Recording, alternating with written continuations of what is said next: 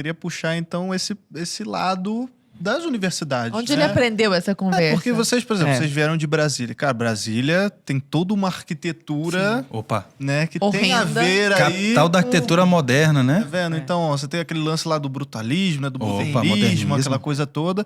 E a gente vê também no documentário do Fim da Beleza que Niemeyer ali, né, tem uma inspiração no Corbusier, né? Total. E que tem aquela pegada soviética, comunista. Como é que chegou nisso? E por que isso traz, assim, tipo... Por que a gente fica se sentindo preso, se sentindo mal? Por que isso nos afeta fisicamente? Quero só fazer um disclaimer que eu não quero que pareça pra ninguém que tá ouvindo a gente que só a arquitetura clássica é boa. Claro. A nossa casa, inclusive, ela é bem contemporânea, a nova. Ela tem ares de clássico, porque ela tem telhado, ela tem cara de casa, ela tem janelinhas menores. Mas ela é uma casa moderna, ela tem coisas novas, ela não tem cara de velha. Então, às vezes, as pessoas vinculam o clássico com... Só tem que ser coisa velha. Coisa ultrapassado. Tem arquiteturas contemporâneas. A nossa casa original, a primeira, inclusive, ela é belíssima, assim, é bem proporcional. Eu só não faria pra mim. Mas tem clientes que falam, cara, essa é a casa que eu quero. Então, assim, a gente tem um respeito muito grande por essa coisa de estilo. Eu acho que o estilo, ele é realmente uma coisa particular. E tem exemplares bons e ruins em todas. Brasília, realmente, é um antro de uma arquitetura esquisita. Algumas coisas deram certo lá, né? Por exemplo, a superquadra é um conceito que quem mora em Brasília sabe que funcionou. É gostoso morar numa superquadra. A gente morou. É um conceito... É o conceito do Lúcio Costa, né, urbanístico, que você tem ali os prédios, né, as quadras de Brasília, as quadras residenciais, Asa Norte, Asa Sul. Né, então você tem ali aquele conjunto de prédios, bem afastados uns dos outros, né, em que você entra, as quadras são... os prédios são em pilotis, né, que o primeiro andar ali é elevado para que todo mundo passe por baixo. Então você pode simplesmente sair andando, passar por debaixo de todos os prédios. Então tem escola, tem a parte do comércio para atender cada dessas quadras. Então, você se resolve por ali. Você tem a quadra das farmácias, a quadra do restaurante. Essa parte é um pouco esquisita. Lá. Mas o pessoal que olha de fora fala, isso aí vai dar errado, isso aí é coisa de comunista. Mas isso, no final das contas, quem mora lá fala, deu certo. Deixa eu te falar, parênteses dos parênteses, isso é coisa de conservador. Sim. Isso de se resolver no lugar é verdade. O modernismo é o contrário. Eu vou afastar o centro político da população e aí coloca Brasília separado. Acho que isso aí a pessoa comeu bola e viajou ali achando que estava sendo moderna, né? E deu certo, assim, então funciona. Por isso. Então tem coisas em Brasília, exatamente. Assim, você vai olhar o prédio individualmente, ele é um prédio sem vida, sem adorno. Ele é aqueles prédios que muitas vezes os ar-condicionados estão tudo ali na janela, né? Escobogó. Assim... Só pode ter 6 andares. Exatamente. Eu sei porque eu já conheço bastante Brasília. Já foi muito. Agora, pra se... Claro, eu ainda tô tentando me acostumar com o lance das consoantes lá, porque é Q, W, é difícil. S, essa sigla. Não, é muito estranho. Dá o nosso endereço em qualquer lugar, todo mundo fica... Mas e aí, você tava falando? Mas aí a gente, assim, a nossa formação, ela é... Tem Deus no céu e tem os deuses da terra. E os deuses da terra são Corbusier, Niemeyer, Paulo Mendes da Rocha, Mies van der Rohe. Então, realmente, essas pessoas, se você vai olhar... E aí, o documentário da Brasil Paralelo, ele é um grande despertar, porque eu não conseguia enxergar essas pessoas como vilões, em momento nenhum. Porque eles eram os meus heróis. Eu sempre quis ser arquiteta, eu sonhei em ser arquiteta. O Alex acabou fazendo arquitetura um pouco ali por ocasião da vida, mas eu não. Desde os meus 6 anos de idade eu queria ser arquiteta, eu amava arquitetura, né, colérica, então já sabia ali desde o início. Então eu estudei muito a vida, né, a obra desses caras, não a vida desses caras, esse é o problema. Eu estudei muita obra deles, os projetos deles. Então eu olhava a arquitetura e tinha sempre um discurso, porque vem junto com a narrativa. É igual uma exposição de arte. Eu lembro uma vez que eu fui no MASP, aqui em São Paulo, com um grupo, assim, da faculdade. E eu lembro de todo mundo olhando, assim, com aquela cara de culto, sabe? Tipo, pras coisas. E eu pensando, gente, eu sou muito burra. Eu não tô entendendo nada disso aqui. Eu me sentia muito burra, porque eu entrei muito nova na faculdade, com 16 anos. Então, eu entrei e eu ficava assim, gente, eles são muito mais inteligentes do que eu. Eu não tô vendo e olha nada, que eu tinha passado, assim, no PAIS, na UNB. Você olha pros quadros, assim, você fala assim, cara, isso aqui... Não tô entendendo nada. eu não entendia. Essa tinta jogada no quadro aqui, essa escultura tudo doida aqui, entendeu? E o povo lá com aquela Mas você tem que sentir, Alex, você não tá entendendo. Exato! E aí eu vi os meus amigos, eu vi as pessoas do meu lado, assim, meditando sobre aquilo, e eu falava, eu preciso estudar. Então eu fui estudar obra e estudar narrativa. Tem uma matéria na faculdade de arquitetura que chama-se geometria construtiva. É pra você pegar algum elemento da natureza, se inspirar e fazer algum objeto desconstruindo aquilo. Olha que louco. E aí você precisa criar um discurso pra dar uma justificativa. E a gente até brinca. Eu e o Alex, quando a gente tá falando de algum... arquitetônica. Alguém tem um argumento muito ruim, aí a gente fala, cara, isso é desculpa arquitetônica. Tá ruim esse negócio, mas o caramelo do cara é bom, entendeu?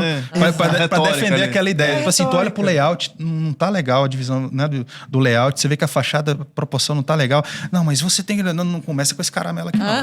Não vem com essa desculpa arquitetônica aqui, não, que não é... Gente, desconstruir a natureza é tipo uma revolta contra a criação divina. Né? Exatamente. Então eles querem empurrar através da narrativa pra dizer que aquilo é bonito, mas você olha e fala assim, cara, o que é belo está dado. É tipo assim, cara, uma pessoa com o mínimo de cultura possível ou zero de cultura, ela olha, né, pro pôr do sol no meio das montanhas e fala, cara, a beleza, ela é coisa linda, tal. A arquitetura não, eles conseguiram realmente adoecer o olhar da gente olhar para coisas feias e falar assim, nossa, não, mas esse aqui é um excelente exemplar da arquitetura moderna, esse aqui, olha o concreto aparente, olha a janela em fita, olha não sei o quê, olha não sei o quê. Eu falo assim, não, cara. Mas existe um contraponto a isso que, claro, a gente trouxe no documentário, né, essas questões de arquiteturas diferentes, né? Todas. Mas, por exemplo, você não vê... Por exemplo, eu não conheço muito de arquitetura, assim, mas eu tento pensar em algum nome que seja tipo um outlier aí, um outsider desse movimento. Qual que é o grande, sei lá, arquiteto que fale de... Fora o casal brasileiro. Claro, mas assim, a gente tem alguma expressão disso? Isso é falado? Tem bons arquitetos. Tem pessoas de renome, assim, que falem dessa arquitetura mais clássica, dessa arquitetura que transcenda, por exemplo... Hoje em dia tem um pessoal novo, né, que tá com esse sangue nos olhos. Ou você vai ver uns velhinhos, assim, a galera muito das antigas, mas que é zero representatividade, assim, não tem expressão, não vai ser capa de uma revista, não vai dar uma entrevista na Vogue, não vai, assim. Não vai comprar essa briga. E não tem abertura pra isso, porque não é mercadológico, entende? O mercado, quer dizer, não era. Mas tem uma demanda, né? Exato, tem tá um movimento. Aparecendo. E, inclusive, esse movimento a gente sentiu com os nossos clientes. Um dos processos que eu tive de mudança muito grande foi porque, por exemplo, o Arno, né? Vocês conhecem o Arno e a Araceli, eles são nossos clientes. E eles nos ensinaram muito, assim. Eu, particularmente, que tô mais ali na parte de projeto, eu convivi muito com eles. E para entender o que eles queriam que fosse a casa, gente, eu aprendi muito, assim. Então, não só eles, como outros clientes que a gente teve que foram... trazendo essa verdade. Eu sempre tive um discurso lá no escritório que arquiteto não deve impor o seu gosto pessoal. Que a arquitetura ela tem que ter a cara do cliente. Isso desde o dia que a gente saiu da... Né? Eu saí da faculdade. Sim, sempre foi isso. Eu ficava muito revoltada com uma única história que eu tinha ouvido do Le Corbusier da faculdade, que eu lembro dos meus amigos morrendo de rir, e eu olhando aquilo e falando, que loucura, as pessoas estão rindo disso. Simplesmente, um professor contou na aula que o Le Corbusier, ele aparafusava os móveis no chão e que ele colava o cinzeiro, ele colava o livro que ia decorar a estante, ele colava as coisas para que as pessoas não pudessem mexer. Os clientes não pudessem mexer. Meu Deus, na própria casa. Na sua própria... E aí, eu lembro ser uma coisa meio tipo, isso aqui tem que ficar assim desse jeito. É assim porque eu tô mandando. Porque o projeto é meu, entendeu? E eu achava aquilo um absurdo. Eu lembro que eu fiquei assim meio assustado e todo mundo, tipo, que cara doido. Mas ninguém ficou revoltado a um ponto de falar, não, eu não vou seguir esse caminho. E aí começou, é repetição de padrão. Você vai ver os projetos, todo mundo fazendo caixas, né? Geralmente é uma caixa, os mais conceituais. Uma caixa que repousa sobre outra caixa. E aí tem um material mais pesado embaixo, um material mais leve em cima. E é isso. 2 caixas que se cruzam. Todos os projetos mais contemporâneos modernistas são assim. Aí tem os arquitetos mais comerciais, que aí eles fazem um L para um lado, um L para o outro, porque os terrenos são menores. Fita de LED, vidro verde... Vidro Verde não, gente, pelo amor. Vidro Verde é muito brega. Mas a galera faz, assim, é repetição de padrão. Então a gente, desde o início, a gente queria quebrar isso, né? Não, e assim, a gente pensa que, não, beleza, mas isso aí foi lá na escola modernista, a gente tá falando de Le Corbusier e tal. Não, isso acontece hoje em dia. A Araceli tava lá visitando a casa deles, né? Tá no meio da obra lá e tal, eles super emocionados. Aí a Araceli fez uns stories, a gente até botou no nosso Instagram, né? Tá lá. Ela falando assim que passou por um processo com um arquiteto anterior, não quis falar o nome, tá tudo certo. Ela falou assim, essa casa, a Rafa e o Alex deram, assim, toda a abertura pra gente escolher do jeito que a gente queria, ela tem a cara da nossa família, maravilhoso e tal, mas a gente teve uma experiência anterior que a arquiteta, com todo jeitinho, aquela coisa, não, mas veja bem, assim vai ficar melhor, e aqui não sei o quê, chegou-se no final, eles estavam com um projeto pronto que não tinha nada a ver. E eles desistiram daquele projeto e nos contrataram. Olha que loucura. E eles só contaram pra gente isso. Foi um fato interessante, né? Que eles se emocionaram na hora que a gente apresentou o projeto da casa, que é uma casa bem diferente. Uma casa de campo. Muita madeira, muito telhadinho. Estrutura de madeira, assim, aparente. É uma casa linda, é uma casa belíssima. Janelas de madeira. E aí a gente apresentou o projeto, aí a gente apresentou 3D, não sei o que lá na reunião. A Araceli se emocionou mesmo, assim. E aí ela falou assim, engraçado que hoje eu tô chorando de emoção e eu já chorei de tristeza por esse mesmo terreno. E eu não sabia, mas eles tinham feito esse outro projeto. E era um projeto que era copy-paste, assim, de uma casa... Não tinha nada a ver com eles. Não tinha a ver com a família, né? Sabe que uma das coisas que mais me emocionou no documentário Porque a Beleza Importa, do Scruton, é que ele fala que não existem lugares belos que ficam sem utilidade. Porque é a beleza que puxa a utilidade. Então, você vai àqueles cantinhos, assim, europeus, aquele café gostoso, você não tem vontade de sair de lá. Verdade. Por outro lado, seguindo que ele cita o Sullivan, que é um dos grandes nomes do modernismo, né? Que ele fala que não, que a função é que vem antes da forma. Que a função precede a forma. A função precede a forma. Máquinas de morar. É uma coisa do Corbusier, né? Do brutalismo, né? Que loucura. Casas são máquinas de morar. Que loucura um negócio desse. E aí, qual é a consequência disso? Fica tudo abandonado. Ninguém quer estar ali. E no final das contas, é tipo assim, ficou feio e disfuncional, né? Foi piorando. Porque o lugar você vê os prédios de Brasília, eles não são funcionais, eles não servem para aquilo que foram projetados e ainda são feios. Não, então São Paulo, gente, São Paulo. Você pega o Museu de Arte lá e tal, é tipo assim, um ovo enterrado que você entra dentro, não foi nem aprovado pelo Corpo de Bombeiros, porque não preenche os pré-requisitos. Entendeu? A questão de rota de fuga, etc. O Niemeyer tem tal, licença poética. Né? Então, assim, não ficou nem bonito e nem funcional.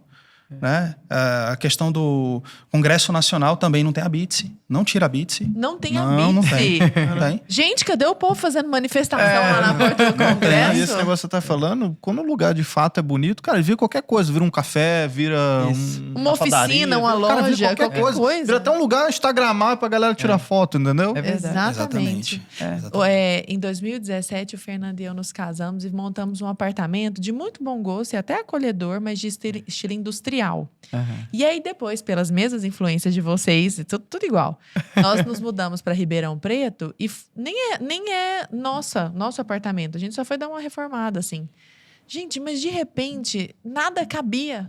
A gente deixou tudo lá. Nós vendemos de porteira fechada. Pegamos e vendemos de porteira fechada. Aí colocamos um monte de quadro clássico, moldura dourada, parede. Seu apartamento é lindo. Esses dias você fez um stories, eu até te mandei. Falei, lindo de você, Lara, dona Rafa. Não, aquela parede verde é maravilhosa, aquele boiserie. E eu vou te falar, Rafa, foi tudo intuitivo. A gente fez uma curadoria em antiquário, assim, sabe? Sim. E aí até surgiu pra mim no Instagram, porque o Instagram lê nossa cabeça, um Instagram chamado The Gratz Life. Gratz é Gratz. É uma família, é o nome da família. The Gratz Life. E aí eu comecei a ver o Instagram deles e falei... Isso é uma casa. Pelo amor, tá tão difícil ver casa hoje, sabe? Agora me conta uma coisa. Como que vocês, com esse discurso, estão sendo recebidos em Brasília, tendo sido formados na UNB? Em Brasília. Vocês são pessoas não gratas? Não grata, amiga. Antigamente, a gente era chamado pra tudo quanto é coisa, pra dar palestra em tudo que era lugar de pós-graduação, tudo vocês imaginarem, né? Nossa. A gente era chamado para mostras de arquitetura, convidado mesmo, assim, para fazer parte da mostra. A gente nem pagava para estar lá, né? E, enfim, né? A gente... tem alguns outros motivos também, né? A gente bate muito em uma coisa que acontece no mercado de arquitetura, que é chamado RT. É um nome bonitinho para propina. Chama reserva técnica. Então, existe uma prática que é muito comum, infelizmente, no mercado de arquitetura, que é: eu indico essa mesa para vocês no projeto. Minha obrigação, fui paga para fazer o projeto. E o fornecedor, sem que o cliente saiba, me paga uma comissão por eu ter indicado Se eu indicar a mesa dele. Então, assim, a gente também bate muito nisso. Até antes de falar de beleza, a gente já batia muito nisso. Então, hoje, verdadeiramente... A gente tem uma comunidade muito forte, que a gente chama que é a comunidade pedrada. Até entrando aqui, eu falei, olha, a comunidade pedrada tá ganhando força. Vai mudar o Brasil, E vai realmente mudar o mercado de arquitetura e construção. Hoje, inclusive, para quem tá ouvindo a gente, nós temos profissionais certificados por nós. A gente tem um portal gratuito para o pessoal poder encontrar um arquiteto, um engenheiro. A gente foca muito na questão técnica nos nossos cursos. Essa parte da estética tá entrando mais agora. Mas, assim, é um pessoal muito comprometido com o sonho do cliente. De verdade, assim, a nossa galera ama muito a arquitetura, ama muito construir. E, de fato, quer ajudar, quer fazer realmente o bem. Porque a arquitetura é tudo. A gente vive em ambientes construídos. Tem muitos casais que se separam em obra. Tem muitas famílias que se desfazem por conta de problemas de dinheiro. Começou a fazer a obra, não teve dinheiro para acabar. E aí vira uma obra complicada, caos. O que tem de meme na internet, né? De brincadeirinha de hora do pedreiro. São comprometidos com orçamento, inclusive, né? Sim, uma vez vocês falaram isso, achei incrível. Cara, existe uma ferramenta que a gente ensina os nossos alunos chamada Estudo de Viabilidade Financeira. Quem tá ouvindo a gente, se você for contratar um arquiteto ou um engenheiro, peça: eu quero um estudo de viabilidade financeira. Eu não posso simplesmente começar uma obra ou terminar um projeto sem saber quanto vai custar. Inclusive tá na Bíblia, eu não lembro agora a passagem, Lucas, que diz: você não pode começar um prédio, uma construção, sem saber se você tem condições de terminar. Porque você vai virar motivo de chacota. Você vai virar motivo de chacota. Então, faz parte, assim, do brasileiro isso. Você andar na rua e ver um monte de obra abandonada, um monte de família que mora em condições horríveis. A gente teve um cliente que ele tinha gastado R$1 milhão e era o dinheiro que ele tinha, só que a obra não acabou. E o dinheiro acabou. E aí, o que ele foi fazer? Teve que morar em acampamento. Ele contratou a gente. R$1 milhão era muito mais dinheiro que hoje, né? 2014, por aí. Caramba. Ele contratou um arquiteto. O arquiteto fez um projeto totalmente desconectado da realidade financeira dele. Ele começou a construir a obra. E aí, o dinheiro acabou e a obra ainda estava na metade. Caramba. Aí, o arquiteto ainda, como ele não comprava as coisas caras e o arquiteto estava esperando as comissões da RT, o arquiteto ainda abandonou ele. Aí, ele veio até a gente nessa situação. Me ajuda. A gente fez um plano de guerra e tal, pra assim, ele. Olha, eu não sei nem como é que eu vou pagar vocês, mas eu queria a ajuda de vocês, porque a minha situação é essa e tal. A gente não, assim, vamos ajudar vocês e Era tal. tipo prestação de R$1.000, assim, pra ele conseguir. E essa família, assim, agradece a gente até hoje e tudo, sabe? A gente vai fazendo meio que um cenário de guerra. Cara, né? Família, os filhos ali e tal, eles... Vocês precisam pra morar, né? A gente, cara, então vamos atacar aqui nesse ambiente. Cozinha e um quarto, pra vocês poderem morar. Aí fecha tudo com tapume. Agora uma pergunta, essa é mais provocativa, eu diria, que é assim, vocês são... não sei se eu posso dizer que vocês se tornaram personas não gratas, né? Mas vocês falam um discurso que é totalmente oposto ao mainstream, aí, o que é divulgado nas faculdades, nas universidades, na mídia, inclusive, nas revistas de arquitetura, aquela coisa toda. Se chega um cliente, que você fala muito de beleza, por exemplo, no seu Instagram, né, Rafa? Sim. Então, você está falando, claro, tem questões de gosto pessoal, tem coisas que a gente vai buscar sempre fazer algo belo, mas chegou um cliente para você, falou, cara, Rafa e Alex, eu quero fazer uma caixa de sapato, eu quero um box, só linha reta, eu quero um negócio quadrado. Você pode ter certeza que vai ser uma caixa de sapato bonita. Vocês ainda assim, vocês pegam para fazer? Claro. Acho que o sonho de cada um é uma coisa muito individual. A gente tem que respeitar. Agora, nós como arquitetos, a gente tem que guiar e mostrar o que é certo e o que é errado. Então, às vezes, aquela pessoa, ela tá querendo aquilo ali por algum motivo, igual a gente que tava fazendo meio que no automático. Então a pessoa chega com uma vontade e de duas uma. Ou ela vai mudar de opinião ao longo do caminho, ela vai se melhorar, ela se torna uma pessoa melhor no processo de projeto, que é muito participativo, a gente conversa muito, a gente faz a pessoa refletir. Até a Araceli falou esse dia lá, ela falou, foi um processo de autoconhecimento da nossa família, de a gente discutir coisas que a gente nunca tinha discutido, assim, tipo, o que a gente prefere, isso ou isso? Em tal lugar, a gente quer tal coisa ou outra, para querer realmente melhorar como família. E o outro caminho desde sempre, desde antes de ter essa abertura do olhar, a gente sempre teve o discurso de que a beleza está no detalhe. Então, mesmo que seja uma coisa contemporânea, moderna, uma caixa de sapato, vai ser cheia de detalhe. É o detalhezinho do rodapé, que é o detalhe do móvel, o encaixe de uma coisa com a outra. Então, esse cuidado consegue trazer um refinamento, mesmo para uma coisa que eu não faria para mim. Porque é um cuidado que a gente tem também. Nem tudo que... Eu sou arquiteto, eu tenho centenas, hoje em dia, dezenas de clientes simultâneos. Ainda mais com essa coisa de internet, alcance e tal. Não adianta a gente achar que todo mundo vai ser igual a gente. A gente tem que respeitar a individualidade de cada um, o contexto que aquela pessoa tá.